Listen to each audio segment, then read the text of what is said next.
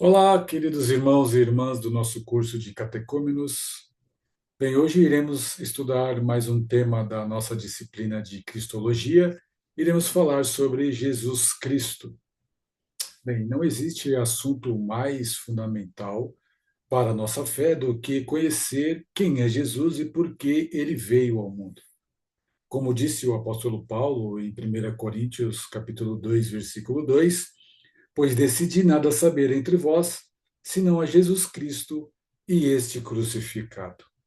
Todo o cristianismo gira em torno de Jesus. A importância de Jesus Cristo na história do mundo ela é inquestionável. Para os remidos, ele é o Salvador, o Senhor, o unigênito Filho de Deus. Para os não crentes, ele é no mínimo aquele que dividiu a história, antes de Cristo e depois de Cristo. Vamos começar nossa aula com a pergunta mais importante que qualquer pessoa pode fazer: quem é Jesus Cristo? Esta pergunta não é uma pergunta acadêmica ou teórica, mas uma pergunta que determina o destino eterno de cada ser humano. Para responder a esta pergunta fundamental de quem é Jesus, precisamos examinar três perspectivas essenciais. Ou seja, a perspectiva de o que as pessoas dizem a respeito de Jesus, a perspectiva de o que ele disse sobre si mesmo e a perspectiva de que e o que Deus Pai declarou sobre ele. Bem, vamos falar sobre a primeira perspectiva. O que as pessoas diziam a respeito de Jesus. Durante seu ministério terreno, Jesus provocou diversas reações e opiniões. Quando ele perguntou aos discípulos: quem dizes os homens que eu sou? Eles responderam em Mateus 16, versículo 14: uns dizem João Batista, outros Elias e outros Jeremias ou alguns dos profetas.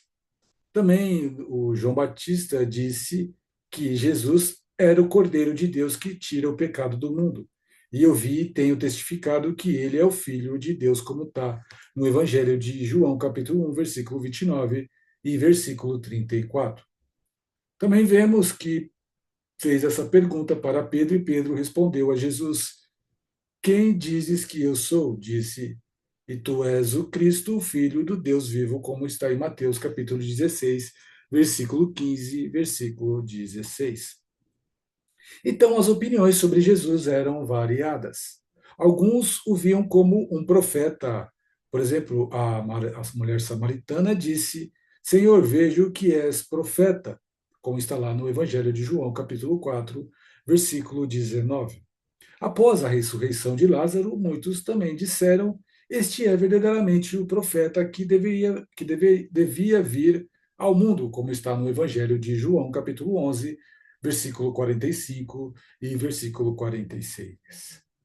Também vemos que no Evangelho de João, capítulo 4, versículo 42, os samaritanos, depois do episódio com a mulher samaritana, confessaram: já agora não é pelo que disseste que nós cremos, mas porque nós mesmos temos ouvido e sabemos que este é verdadeiramente o Salvador do mundo. Outros o consideravam um mestre de moral. O jovem rico, por exemplo, se aproximou dele chamando-o de bom mestre, como está lá no Evangelho de Marcos, capítulo 10, versículo 17. O próprio Nicodemos reconheceu: Rabi, sabemos que é mestre, vindo de Deus, como está no Evangelho de João, capítulo 3, versículo 2. Também vemos o episódio do centurião romano, que disse: o centurião romano e os que com ele estavam perto da cruz em que Jesus morria, vendo o terremoto e tudo o que se passava, ficaram possuídos de grande temor e disseram: verdadeiramente este era o Filho de Deus. Alguns também o viu como um revolucionário político que libertaria Israel do domínio romano, como está lá no Evangelho de João, capítulo 6, versículo 15, que diz: por isso, após a multiplicação dos pães, queriam fazê-lo rei à força. Os líderes religiosos também o acusavam de blasfêmia, como vemos em Marcos, capítulo 14, versículo 61 e versículo 64, e de estar possesso por demônios. Chamavam Cristo de Beelzebu. Os seus próprios familiares, em certo momento, pensaram que ele estava fora de si, como está lá em Marcos, capítulo 3, versículo 21. Até hoje, meus irmãos, as opiniões sobre Jesus elas continuam divididas. Alguns o consideram apenas um grande homem, alguns consideram ele como um mestre espiritual, alguns consideram como um revolucionário social ou um mito, mas as opiniões humanas por si só não são suficientes para definir quem Jesus realmente é. E para isso nós precisamos ir para a segunda perspectiva, é de que o que Jesus disse a seu próprio respeito. Como vemos no Evangelho de João, capítulo 5, versículo 18, que diz: ele se dizia igual a Deus. Por isso, pois os judeus ainda mais o procuravam matá-lo, porque não somente violava ao sábado, mas também dizia que Deus era seu próprio Pai, fazendo-se igual a Deus. Nós percebemos aqui, meus irmãos, a mais importante do que os outros diziam sobre Jesus é o que ele mesmo afirmou ser. Em suas declarações, as suas declarações são extraordinárias, pois nós vemos agora que Jesus afirmou ser o Filho de Deus.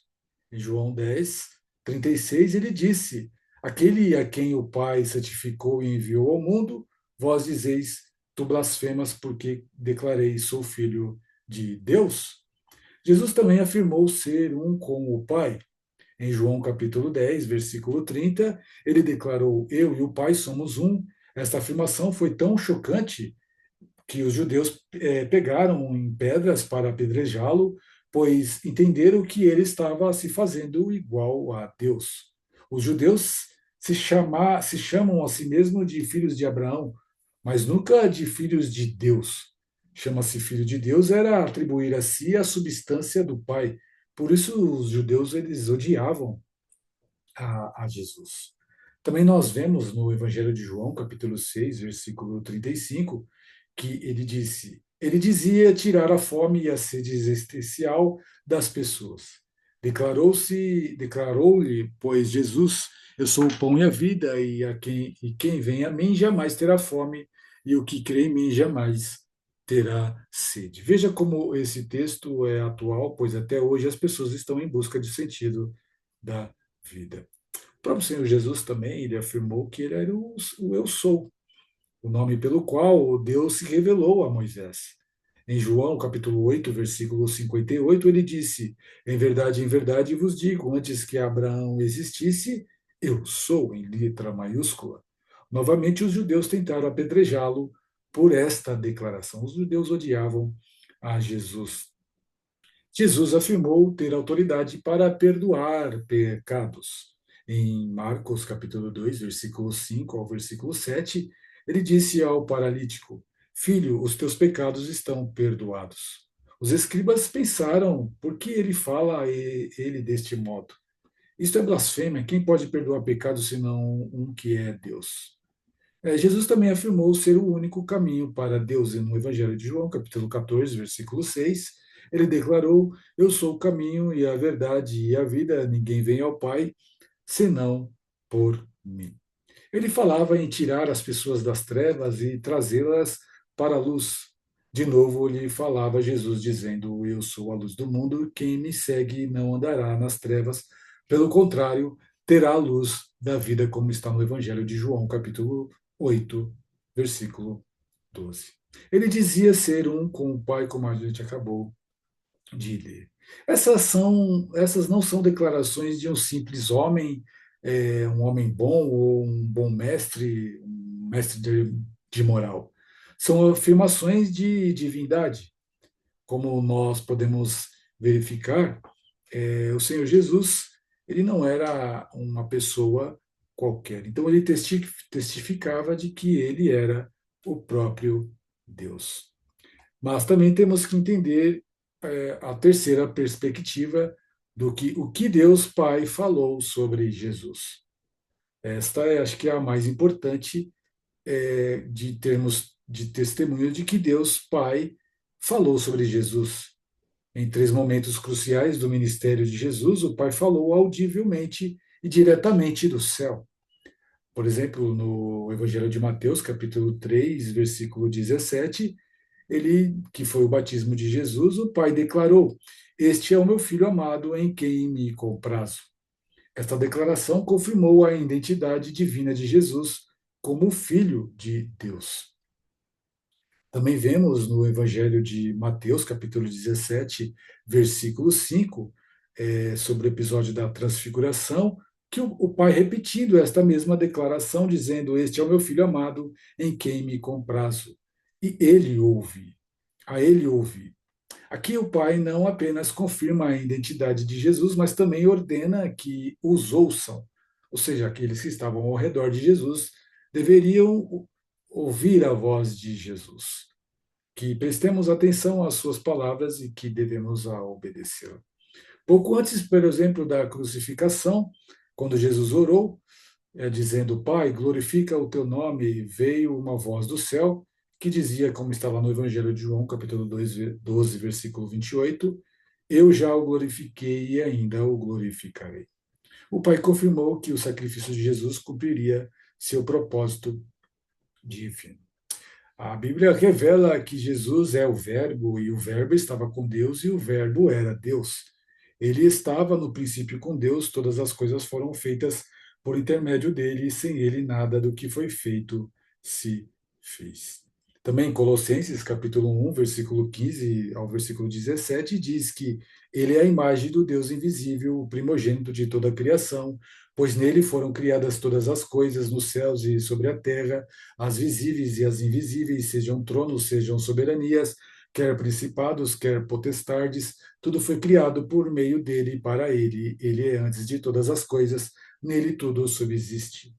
Também em Hebreus, capítulo 1, versículo 3, diz: Ele que é o resplendor da glória e a expressão exata do seu ser, sustentando todas as coisas pela palavra do seu poder, depois de ter feito a purificação dos pecados, assentou-se à direita da majestade nas alturas.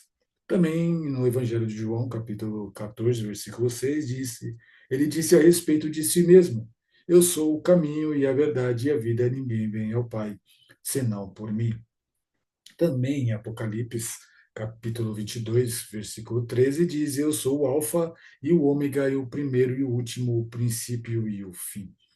E em Filipenses, capítulo 2, versículo 5 ao versículo 7, disse: E Paulo, escrevendo aos Filipenses: Tende em vós o mesmo sentimento que houve também em Cristo Jesus, pois ele, subsistindo em forma de Deus, não julgou como usurpação a ser igual a Deus, antes a si mesmo se esvaziou, assumindo a forma de servo, tornando-se em semelhança de homens.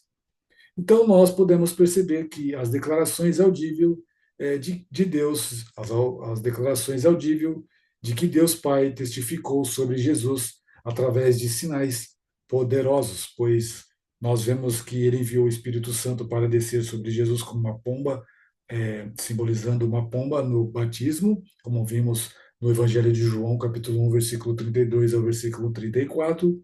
Também nós podemos perceber que ele operou milagres através de Jesus, confirmando sua missão divina, como vemos em João capítulo 5, versículo 36, e que ele ressuscitou Jesus dentre os mortos, designando o Filho de Deus com poder, como vemos em Romanos capítulo 1, versículo 4. O testemunho de Deus Pai é claro e inequívoco, ou seja, Jesus é seu Filho amado, o Cristo, o Salvador do mundo.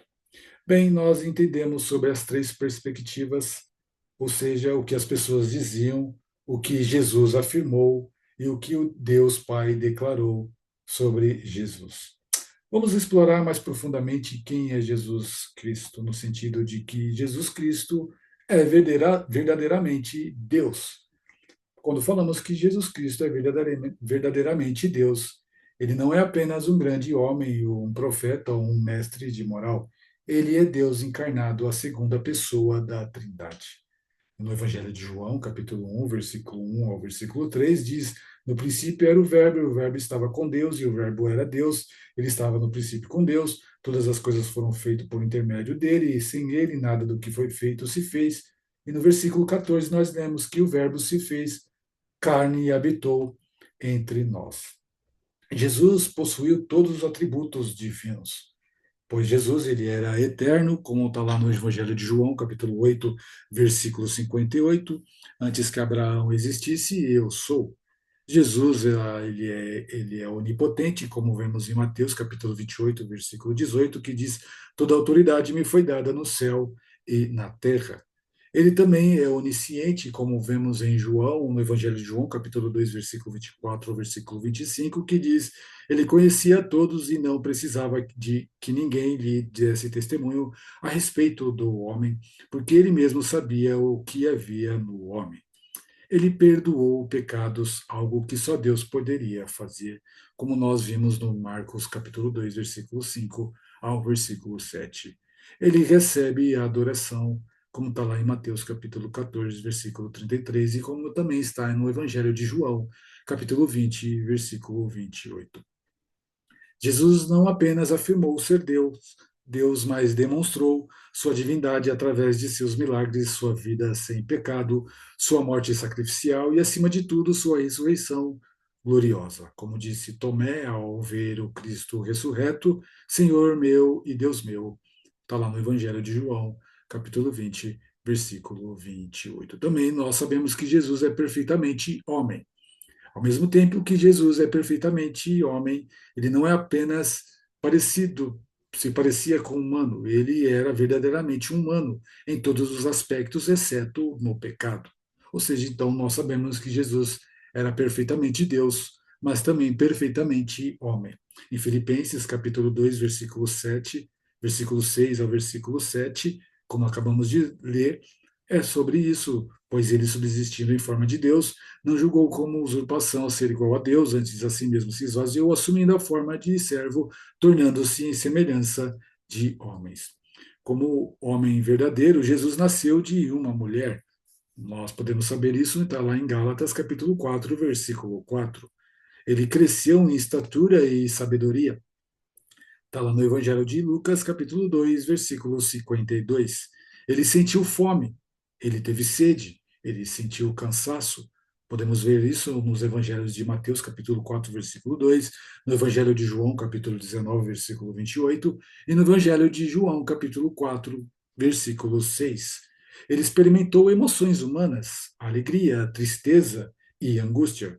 Podemos ver isso no Evangelho de Lucas, capítulo 10, versículo 21, no Evangelho de João, capítulo 11, versículo 35, e no Evangelho de Lucas, capítulo 22, versículo 44. Ele foi tentado em todas as coisas, mas sem pecado, como vemos em Hebreus, capítulo 4, versículo 15. Ele sofreu e morreu uma morte real, como vimos em Filipenses 2, versículo 8. Essa natureza humana de Jesus é essencial para a nossa salvação, meus irmãos, porque, como diz em Hebreus capítulo 2, versículo 17, que diz: por isso mesmo convinha que em todas as coisas se tornasse semelhante aos irmãos, para ser misericordioso e fiel ao sumo sacerdote nas coisas referentes a Deus e para fazer propiciação pelo pecado do povo. Nós sabemos também que Jesus é o mediador perfeito. Por ser tanto Deus quanto homem, Jesus é o único mediador perfeito entre Deus e os homens. Está lá em 1 Timóteo, capítulo 2, versículo 5, declara que porque há um só Deus e um só mediador entre Deus e os homens, Jesus Cristo, homem. Como Deus, ele representava perfeitamente Deus para nós. Como homem, ele nos representava perfeitamente diante de Deus. Ele é a ponte que conecta o céu e a terra, o divino e o humano. Jesus é o único que poderia dizer: eu sou o caminho, a verdade e a vida. Ninguém vem ao Pai senão por mim, como vimos no Evangelho de João, capítulo 4, versículo 6. E não há outro nome pelo qual possamos ser salvos, como vemos em Atos, capítulo 4, versículo 12. Também podemos saber que Jesus é o Messias prometido. Jesus é o Cristo, o Messias prometido no Antigo Testamento. A palavra Cristo não é o sobrenome de Jesus, mas um título que significa ungido ou Messias. Cristo quer dizer ungido ou Messias. Todas as profecias messiânicas do Antigo Testamento encontram seu cumprimento no próprio Senhor Jesus. como nós vemos numa aula falando sobre a inerrância das Sagradas Escrituras, nós vimos, por exemplo, uma da profecia que se cumpriu, que foi lá em Miqueias, capítulo 5, versículo 2, que ele nasceria em Belém. Também no livro do profeta Isaías, capítulo 7, versículo 14, que dizia que ele nasceria de uma virgem, a Virgem Maria.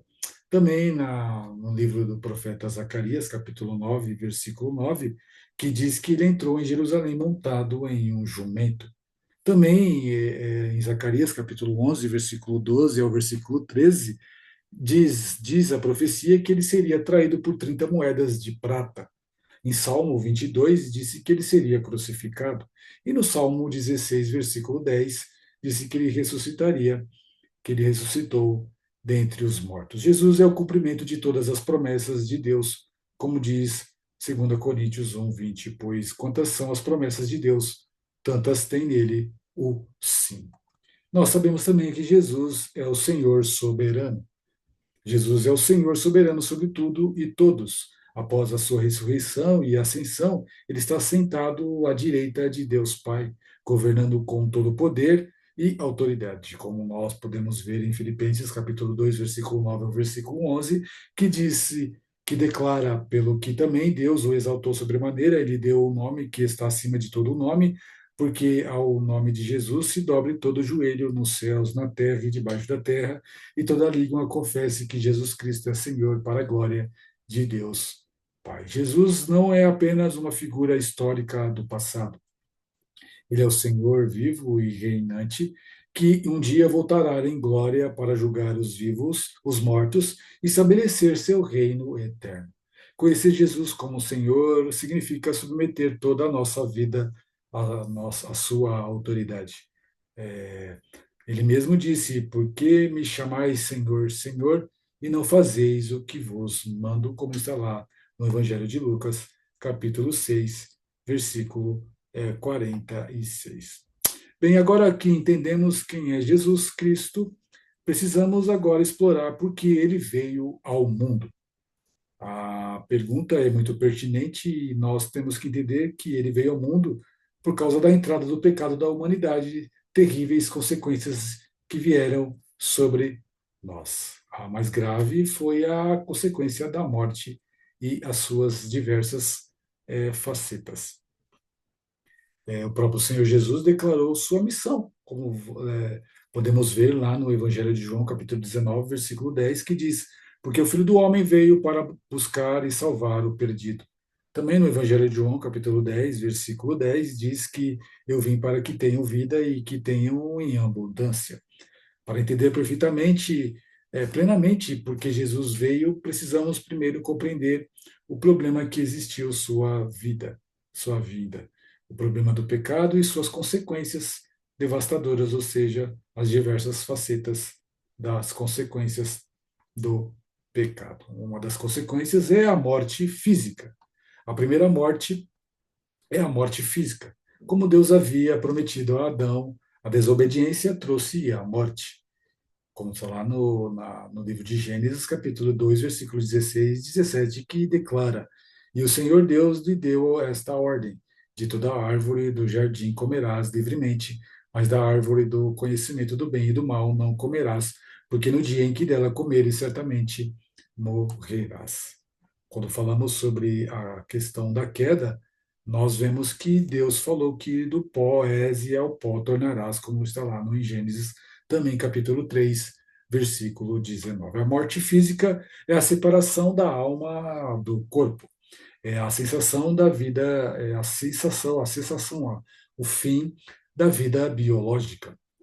Em Romanos, capítulo 5, versículo 12, nos diz: Portanto, assim como por um só homem entrou o pecado no mundo, e pelo pecado a morte, assim também a morte passou a todos os homens, porque todos pecaram. A morte física, ela é universal. Todas as pessoas do planeta Terra, elas um dia irão morrer ou já morreram.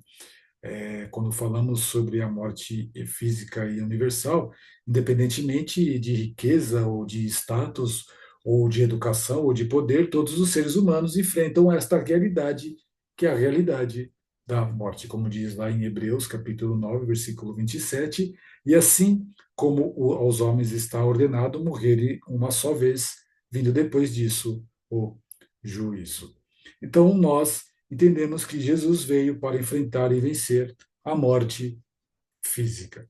Ele morreu em nosso lugar, experimentando a morte que merecíamos, mas gloriosamente ele ressuscitou ao terceiro dia, conquistando a morte e abrindo o caminho para a nossa ressurreição futura, como está lá em 1 Coríntios, capítulo 15, versículo 21 ao versículo 22, que declara: visto que a morte veio por um homem, também por um homem veio a ressurreição dos mortes, porque assim como em Adão todos morreram, assim também em Cristo todos serão vivificados. Precisamos entender que, embora os cristãos ainda experimentem a morte física, a menos que estejam vivos na volta de Cristo, é claro, se Jesus voltar hoje e te encontrar, você estará vivo. Essa morte ela foi transformada. Não é a mais ou um fim terrível, nós acreditamos em Cristo, mas uma passagem para a presença de Cristo, como Paulo disse no Filipenses capítulo 1, versículo 23, que diz: partir e estar com Cristo é incomparavelmente melhor. E um dia, quando Cristo voltar, meus irmãos, nossos corpos serão ressuscitados e transformados, como diz em 1 Coríntios, capítulo 15, versículo 54, que diz, que declara: e quando este corpo corruptível se revestir de incorruptibilidade, e o que é mortal se revestir de imortalidade, então se cumprirá a palavra que está escrita: tragada foi a morte pela vitória. O processo de morte iniciou-se em seu corpo, porque tu és o pó e ao pó tornarás, como acabamos de ler no livro de Gênesis, capítulo 3, versículo 19. Bem, outra morte terrível, grave, que é a morte física, que é muito mais grave do que a morte física, é a morte espiritual. A morte espiritual é a separação de Deus, a quebra da bendita comunhão. Com o pecado, Deus lançou Adão com a sua esposa para fora do jardim do Éden, a fim de lavrar a terra de que fora tomado. E expulso o homem, colocou querubins, e expulso o homem, Deus colocou os querubins, né, ao oriente do jardim do Éden, e o refugir de uma espada que se revolvia para guardar o caminho da árvore da vida, como vemos em Gênesis capítulo 3, versículo 23 e versículo 24. Quando falamos da separação da alma de Deus, ou seja, a fonte da vida, é o estado natural de todos os seres humanos desde a queda. Como também vemos em Efésios capítulo 2, versículo 1 ao versículo 3, que descreve vividamente esta condição. Ele nos deu vida, estando vós mortos nos vossos delitos e pecados, nos quais andastes outrora segundo o curso deste mundo, segundo o príncipe da potestade do ar, do Espírito que agora atua dos filhos da desobediência, entre os quais também todos os nós andamos outrora segundo as inclinações da nossa carne, fazendo a vontade da carne e dos pensamentos, e éramos por natureza filhos da ira, como também os demais. Como nós acabamos de ver também, podemos ver em Isaías 59, 2, que diz: aquele acesso permanente a Deus foi perdido, o pecado nos separou de Deus, as nossas iniquidades fazem separação entre vós e o vosso Deus, e os vossos pecados encobrem o seu rosto de vós, para que vós não ouça. A morte espiritual se manifesta de várias maneiras, meus irmãos. Ela se manifesta no sentido de alienação a Deus, ela se manifesta na incapacidade de compreender as coisas espirituais, ela se manifesta sobre a escravidão que você tem pelo pecado, ela se manifesta pela cegueira espiritual, ela se manifesta pela dureza do seu coração. Jesus veio para nos dar vida espiritual. Ele mesmo disse no Evangelho de João, capítulo 5, versículo 24: em verdade vos digo que quem ouve a minha palavra e crer nela que me enviou, e crer naquele que me enviou, tem a vida eterna e não entra em juízo, não passou da morte, não passou da morte mas passou da morte para a vida. Através da sua morte e ressurreição, Jesus ofereceu regeneração espiritual, um novo renascimento. Como nós acabamos de ver também em Efésios capítulo 2, que declara no versículo 4 ao versículo 5: mas Deus, sendo rico em misericórdia, por causa do grande amor com que nos amou, estando nós ainda mortos em nossos delitos, nos deu vida juntamente com Cristo. Quando cremos em Jesus, somos espiritualmente ressuscitados, recebemos uma nova natureza, um novo coração, uma nova vida. Como diz em 2 Coríntios 5, versículo 17, se alguém está em Cristo, é nova criatura, e as coisas antigas já passaram, eis que se fizeram nova. Bem, a terceira morte, a terceira faceta das consequências do pecado é sobre a morte eterna.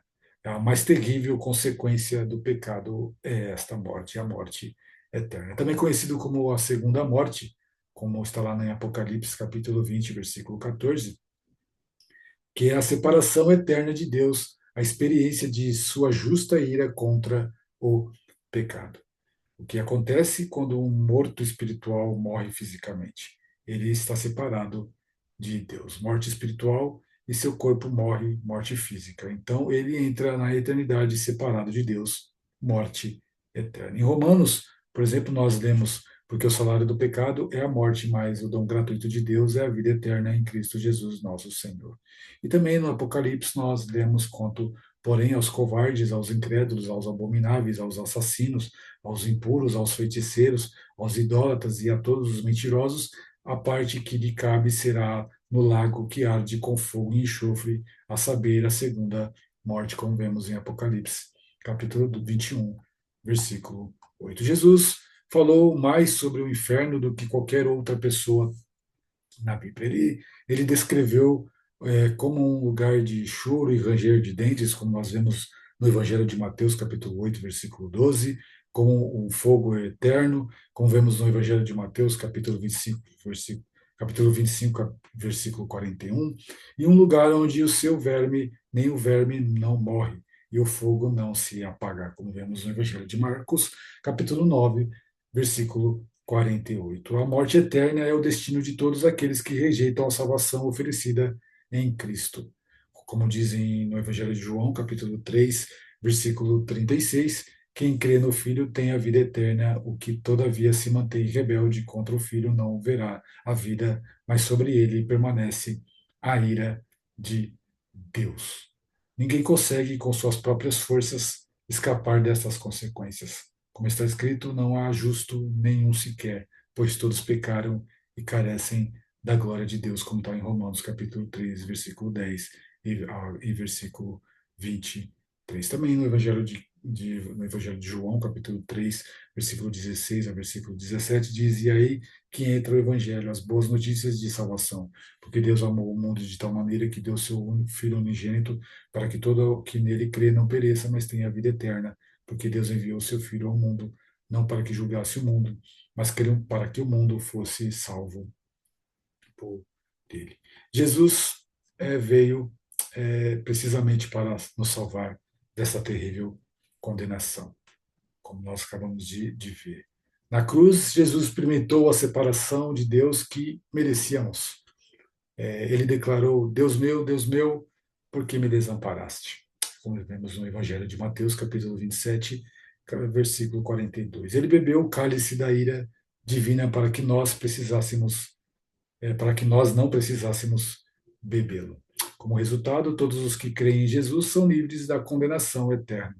Romanos 8, capítulo 8, versículo 1, afirma que, portanto, agora nenhuma condenação há para os que estão em Cristo Jesus. Também no Evangelho de João, capítulo 5, versículo 24, diz que quem ouve a minha palavra e crê naquele que me enviou tem a vida eterna, não entra em juízo, mas passou da morte para a vida. Nós podemos perceber que a morte tem diversas consequências, as diversas facetas que podemos perceber das consequências do pecado são terríveis. A morte física, a morte espiritual e a morte eterna. Todas essas questões nos levam a entender que Jesus ele tem a sua missão aqui na Terra. A missão de Jesus ao vir ao mundo tem muitas diretrizes, todas relacionadas à salvação para conosco, porque Jesus Ele veio para revelar Deus, como está lá no Evangelho de João, capítulo 1, versículo 18, que diz: Ninguém jamais viu a Deus, o Deus unigênito que está no seio do Pai, é o que o revelou. Vemos o amor de Deus, a santidade de Deus, a justiça de Deus, a misericórdia de Deus, todos os atributos divinos perfeitamente expressos em forma humana, na expressão, na forma de Jesus. Vemos também que Jesus veio para cumprir a lei. Jesus disse em Mateus capítulo 5, versículo 17: Não penseis que vim revogar a lei aos profetas, não vim para revogar, vim para cumprir. Ele viveu a vida perfeita que nós deveríamos ter vivido, obedecendo completamente a lei de Deus. E Jesus veio para ser nosso sacrifício substitutivo. Jesus morreu em nosso lugar, levando sobre si a punição que merecíamos, como diz lá em Isaías, capítulo 53, versículo 5 ao versículo 6, que profetizou sobre a vinda de Jesus, profetizou que ele foi transpassado pelas nossas transgressões e moído pelas nossas iniquidades. O castigo que nos trouxe a paz estava sobre ele, e pelas suas pisaduras fomos sarados. Todos nós andávamos desgarrados como ovelhas, cada um se desviava pelo caminho, mas o Senhor fez cair sobre ele a iniquidade de todos nós. Jesus veio para destruir a obra do diabo, como está lá em 1 João, capítulo 3, versículo 8, que afirma: Por isso se manifestou o Filho de Deus para destruir as obras do diabo. E também Jesus veio para estabelecer o seu reino. Jesus anunciou no início do seu ministério, em Marcos capítulo 1, versículo 1 ao versículo 15, que diz: O tempo está cumprido e o reino de Deus está próximo. Arrependei-vos e crede no Evangelho. Embora o reino de Deus tenha sido inaugurado na primeira vinda de Jesus, ele será consumado na segunda vinda de Jesus. Então como está declarado em Apocalipse capítulo 11, versículo 15, que diz: O reino do mundo se tornou de nosso Senhor e do seu Cristo, e ele reinará pelos séculos dos séculos. Meus irmãos, chegamos à conclusão da nossa aula de hoje. Vamos recapitular o que aprendemos. Primeiro, vimos que Jesus Cristo, através de três perspectivas fundamentais, ou seja, o que as pessoas dizem sobre ele, o que ele afirmou sobre si mesmo e o que Deus Pai declarou a seu respeito.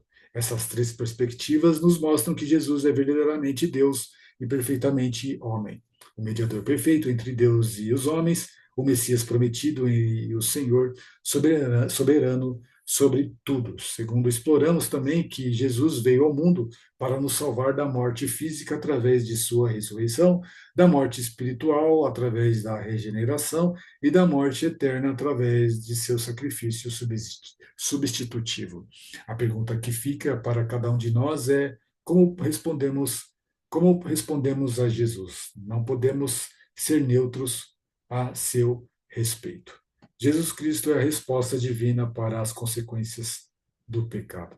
Ele é o Cordeiro de Deus que tira o pecado do mundo. O Verbo eterno que, sendo um com o Pai, tomou a forma humana para reconciliar-nos com Deus. Através de sua obra redentora, Jesus não apenas venceu a morte física, mas também superou a separação espiritual entre o homem e Deus, oferecendo o caminho para a vida eterna. Ele é o Salvador, o Senhor, o único mediador entre Deus e os homens.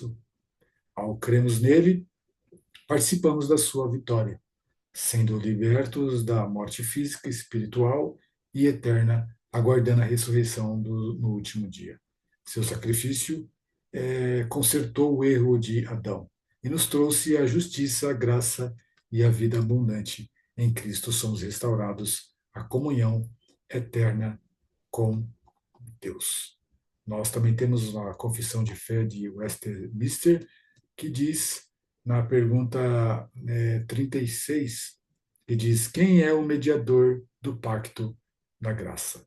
A resposta é: o único mediador do pacto da graça é o Senhor Jesus Cristo, que, sendo o eterno Filho de Deus, da mesma substância e igual ao Pai, no cumprimento do tempo, fez ser homem, e assim foi e continua a ser Deus e homem em duas naturezas perfeitas e distintas, e uma só pessoa para sempre.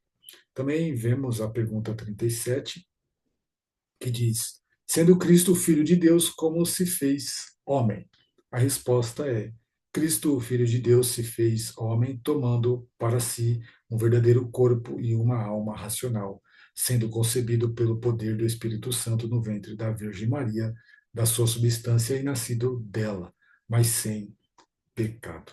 E a pergunta 38, que diz qual a necessidade de o mediador ser Deus?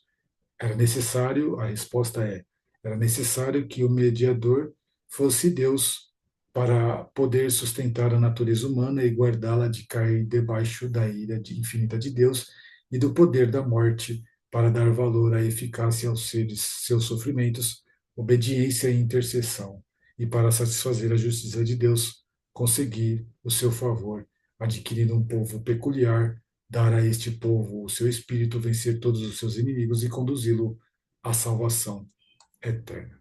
Nós vemos que essa pergunta, ela explica porque Jesus precisava ser Deus para realizar nossa salvação. E a pergunta 39, por que foi necessário que o mediador fosse homem? Era necessário que o mediador fosse homem, é, para poder levantar a nossa natureza e possibilitar a obediência à lei, sofrer e interceder por nós em nossa natureza, e simpatizar com as nossas enfermidades para que recebêssemos a doação de filhos e tivéssemos conforto e acesso com confiança ao trono da graça. Podemos perceber que esta pergunta, porque Jesus precisava ser homem, ela é somente como homem, ela poderia representar, obedecer à lei em nosso lugar, sofrer em nossa natureza e ser nosso sumo sacerdote compassivo.